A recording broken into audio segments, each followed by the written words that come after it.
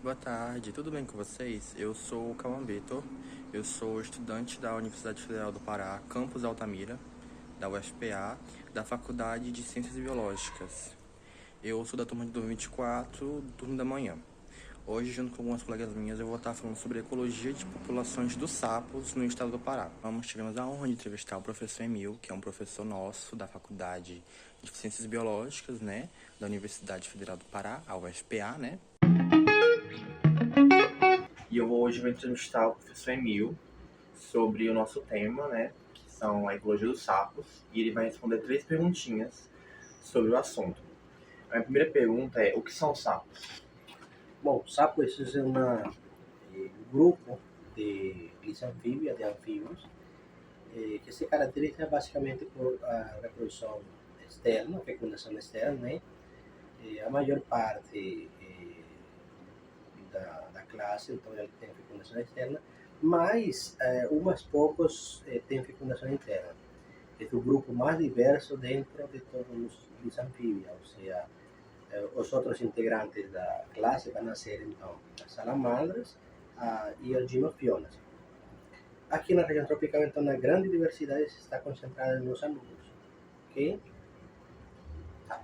Vou fazer a segunda pergunta. Qual a diferença entre sapos, rãs e pererecas? Esses são termos bastante genéricos e são um pouco complicados uma vez você separar, porque temos os sapos, são aqueles anfíbios, anuros, que têm a pele um pouco mais grossa, um pouco mais rugosa, e ele consegue andar um pouco na área mais seca, mas aí a gente vai ter as pererecas, elas vão ser anuros de menor tamanho, mais associados a ambientes aquáticos, e as rãs vão ser um grupo intermediário, digamos assim, entre em quanto à condição da pele, mas em quanto a tamanho, a gente tem algumas pererecas que são muito maiores que os sapos. Sim, a minha terceira pergunta e última é: o que os sapos influenciam no meio ambiente? Bom, influenciar em si, eu não sei que tanto, mas ele tem um papel muito importante. Eles são controladores de pragas, basicamente, eles vão controlar populações principalmente de insetos. Eles são indicadores biológicos de qualidade ambiental. O que significa isso?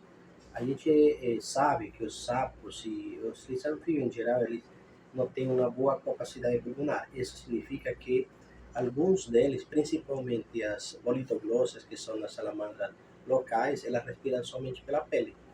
E isso indica que se o ambiente está úmido, está com boa quantidade de umidade, o bicho está presente. Se a área é degradada ou ambientes alterado, essas espécies podem desaparecer. Então, os sapos são indicadores de qualidade ambiental, principalmente associada com uma alta umidade. E a gente sabe, por exemplo, em áreas onde a gente tem floresta, em pico de seca aqui na região, a gente está com umidade de 70% a 80%. Na hora que você derruba essa floresta, ela desce para 40%. Então, isso tem umas implicações muito grandes em termos de conservação da diversidade, porque os sapos eles vão a ser componentes importantes do ecossistema para presas ou predadores de outros organismos e mantém então a teia dos ecossistemas em equilíbrio. Então tá, aqui terminou essa entrevista. Eu agradeço ao professor Emil por ceder um pouco do tempo dele para nos ajudar. E agradeço pela sua atenção. Oi, meu nome é Amanda e eu vou começar falando sobre o habitat dos sapos. Os habitats são principalmente aqueles em margens do rio, áreas úmidas, como lama, igarapé. É muito mais fácil encontrar nessas áreas onde tem lagoas e áreas úmidas para eles não ficarem desidratados por causa do calor, por causa do calor, da quentura, por causa das áreas secas. Alguns até ficam nas áreas secas, mas eles ficam por pouco tempo e depois eles voltam para suas áreas úmidas para ficarem mais protegidos contra a desidratação. Na área paraense tem principalmente há muitas áreas onde esses sapos podem se reproduzir, nas margens do rio Xingu, como nos igarapés, dentro das florestas, que é mais úmido e bem mais mais protegido contra as altas temperaturas, principalmente na época de cheia.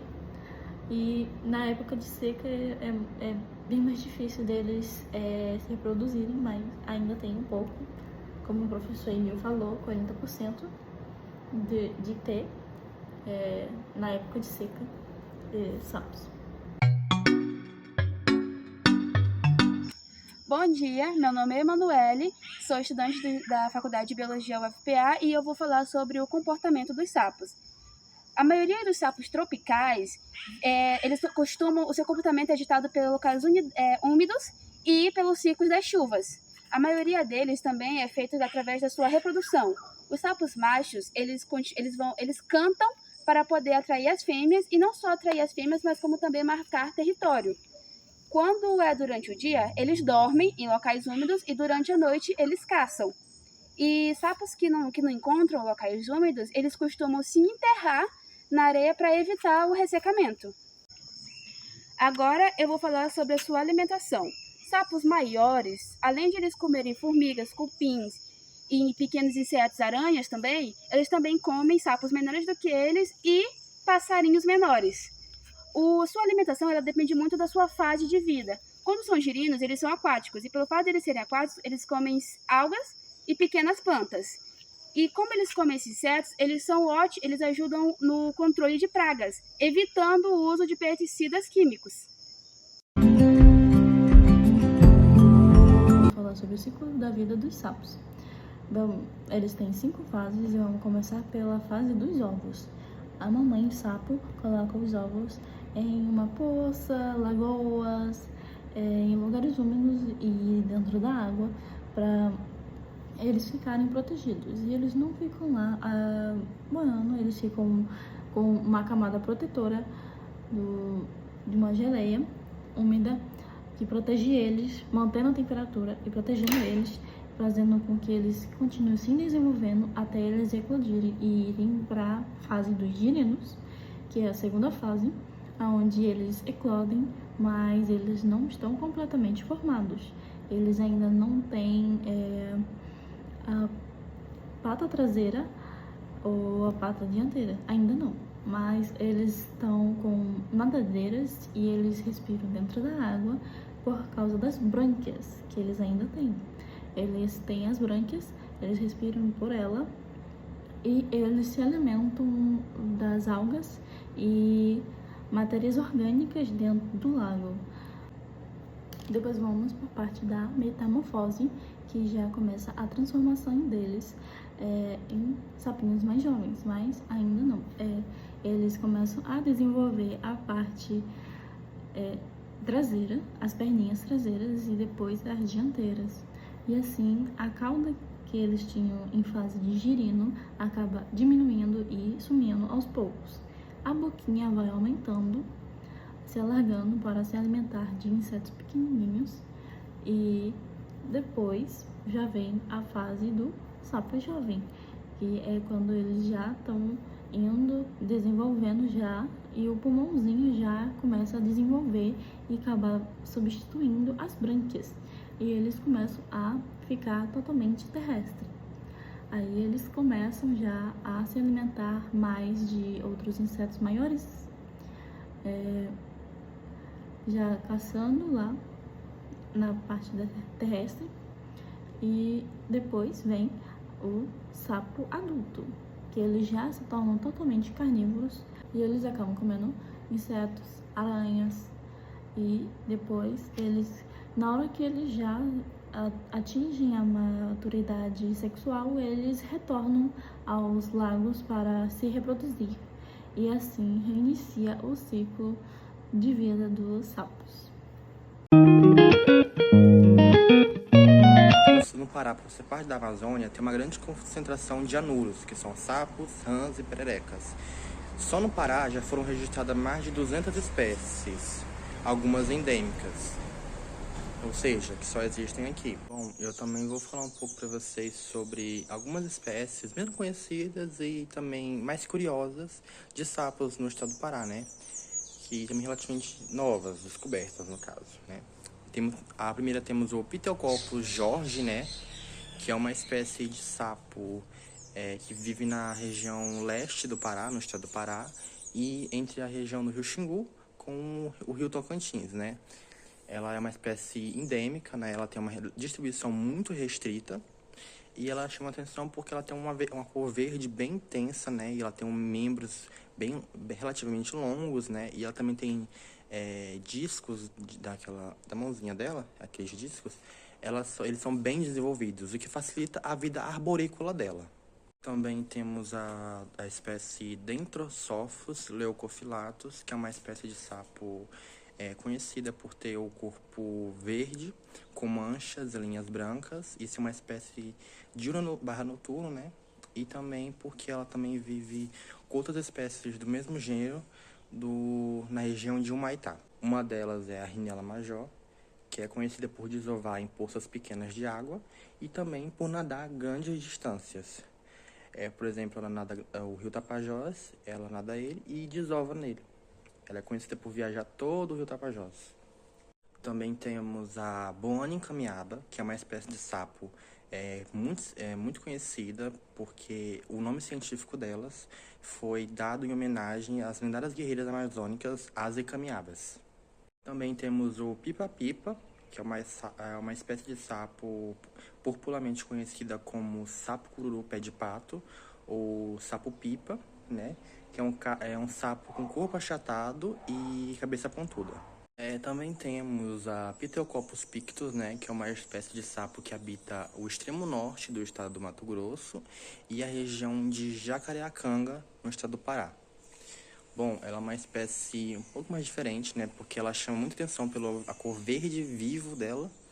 Então, ela também tem as laterais do corpo dela em tons laranjas ou vermelhos, né? Que contrasta com o branco e o preto. E ela também chama atenção porque os membros dela são bem desenvolvidos, eles são bem longos, o que facilita nos saltos. Uma curiosidade sobre ela é que o nome pictus significa pintado, em referência às cores, à tonalidade que ela apresenta. Bom, também temos o Pterococcus latro, né? Ele é uma espécie que habita entre o rio Tapajós e o rio Tocantins, né? No estado do Pará. E que ele também possui o dorso verde, só que as marcações laterais deles apresentam tons mais discretos do que do Pterococcus pictus, né? Ele também possui, no caso, os machos possuem um canto muito característico deles, né? Que eles emitem em poças de águas temporadas que eles habitam, né? Então, eles têm um canto muito único, muito deles. Também tem uma curiosidade, o termo latro do nome deles significa ladrão, que pode ser uma referência ao canto deles, emitido por eles, né? Ou a disputa territorial ou de acasalamento, que acontece entre eles.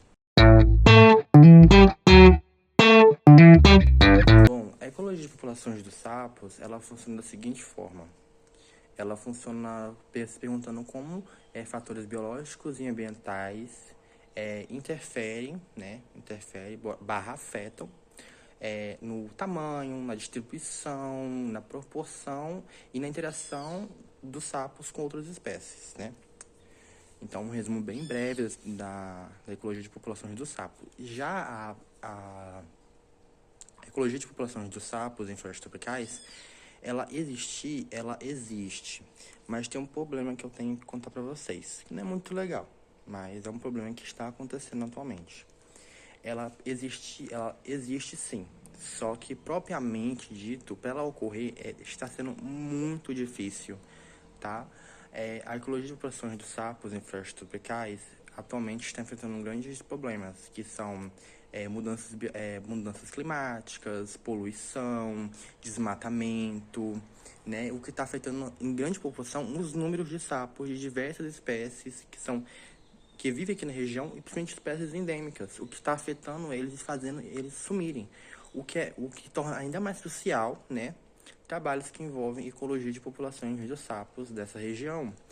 Mas também é um obstáculo, porque não tem como alguém estudar a ecologia de populações dos sapos se não tem sapos, entendeu? Então, a distribuição de sapos se tornou muito menor, a quantidade deles só vem diminuindo com essas mudanças climáticas, doenças, entendeu? Poluição, então é um obstáculo muito grande. Então, propriamente dito, é muito difícil estudar, tanto que não tem nenhum estudo sobre, que eu tenha conhecimento, sobre ecologia de populações de sapos em florestas tropicais. Então, provavelmente é isso. Eu agradeço muito a atenção de vocês por terem acompanhado e visto esse vídeo até o final, entendeu? Eu, a minha colega Emanuele e minha colega Amanda somos muito gratos pela atenção de vocês.